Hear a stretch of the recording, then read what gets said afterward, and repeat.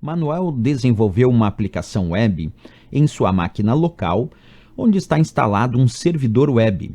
Antes de disponibilizar sua aplicação na rede, Manuel gostaria de testá-la localmente, para se comunicar com a máquina local, como se estivesse se comunicando com uma máquina remota. No IPv4, Manuel deverá utilizar o endereço IP, e ali vem a letra A, B, C, D, com vários endereços de IP. Para entender a resposta dessa questão, primeiro a gente tem que compreender que IP significa o protocolo da internet e é o responsável pelo sistema de endereçamento utilizado na internet. E basicamente a gente pode dizer que hoje em dia usamos dois padrões de endereçamento IP, o IPv4, que esgotou, quer dizer, não existem mais novos endereços IPs da versão 4, IPv4 e IP versão 4, para fornecer aos novos computadores que querem se conectar na internet, mas mesmo esgotando, ele ainda é utilizado. O novo padrão de endereçamento IP, que aos poucos está substituindo o IPv4, é o IPv6, o IP versão 6. A grande diferença desses padrões é que o IPv4 tem 32 bits e o IPv6 tem 128 bits. Como a questão era do IPv4, vamos pegar o entendimento do IPv4. Ele é formado por um total de 32 bits, que são agrupados em 4 grupos de 8 bits, que então formam os 32 bits. Mas esses bits eles são convertidos, cada uma dessas partes de 8 bits, em números decimais para representar um IPv4 de uma maneira mais simplificada para o usuário configurar na máquina no computador.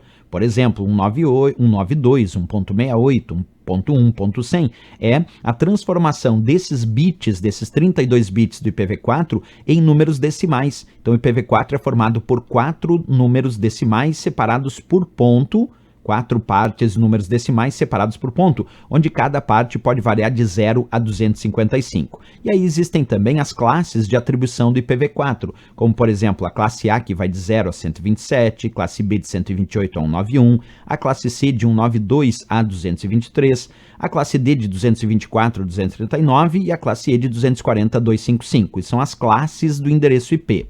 Dentro dessas classes existe uma reserva especificamente para o que chamamos de localhost, que é justamente a reserva para comunicação com o próprio computador local, o localhost, como a questão pediu. E que reserva é essa? É o IP 127.0.0.0 até 127.255.255.255. Então, se começou ali com 127, isso é para localhost. Então, qualquer prova que tente dizer, olha, eu quero fazer uma comunicação com o próprio computador local, em localhost, aí tem que ser 127 o IP. Existem outras atribuições, como por exemplo, blocos para redes privadas, como na classe A de 10 a 10, 10.0 a 10.255. A classe B tem também reservado para rede privada 172.16 até 172.31. A classe C também tem parte reservada para rede privada 192.68 a 192.68, só que de 0 a 255. E são reservas para redes privadas, mas a reserva para localhost, para comunicação com o computador local, é 127. Certo? Se começou com 127, que já dá a resposta para a questão então, quando ele dizia para se comunicar com a máquina local, que é o localhost, como se estivesse se comunicando com uma máquina remota, no IPv4 o Manuel deverá utilizar o endereço IP 127.0.0.1, porque era o único que começava com 127 e essa é a reserva para comunicação com o computador local. Portanto, nossa resposta, sem dúvida nenhuma, a letra A de América. Certo, pessoal?